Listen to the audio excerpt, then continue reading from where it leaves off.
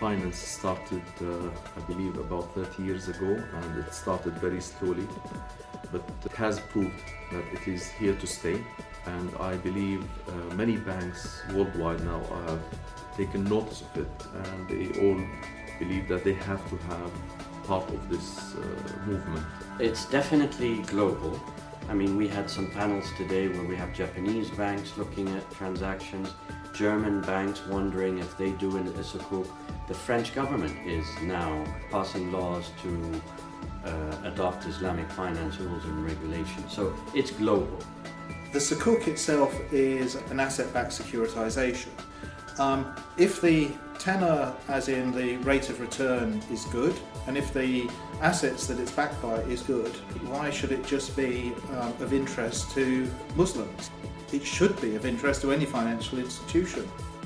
The Islamic markets have not been as affected by the global meltdown as conventional banks or conventional finance groups. None of the Islamic institutions were exposed to any of the financial instruments such as collateralized debt obligations, CDOs, CLOs, and things like that.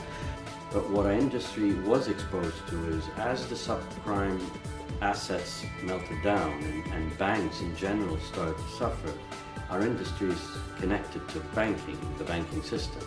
So we suffered not because of directly the reason for this meltdown, but we suffered because of the impact of the meltdown, because we're part of one big financial system. But the world is changing. The UK's Muslim population is one of the fastest growing in the world. So the world is changing, and people will embrace different forms of finance. And we're very bullish that as we start to emerge from this period of global recession, my prediction is that Islamic finance will be the quickest to recover. I think there is a bright future for Islamic banking. It's still growing. It's still obviously there is a lot of long way to go to become as spread as conventional banking, but I think they are reaching there.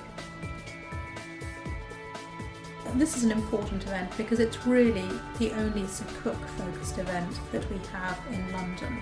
And London is still the global financial centre for Islamic finance. And I think in terms of the global calendar, as Islamic finance becomes more important, more a part of what each financial entity does, it will, I think, only become increasingly important to the financial calendar as a whole. Historically, the Sukuk Summit has been, to me, the leading event in the UK. It just seems to be the event that all the people that matter are at. I think the summit is invaluable. It gives people the chance to thrash out ideas and exchange news. Just bringing people together is very helpful, but it also enables people to make new contacts, new connections, which is a real help in building up a business.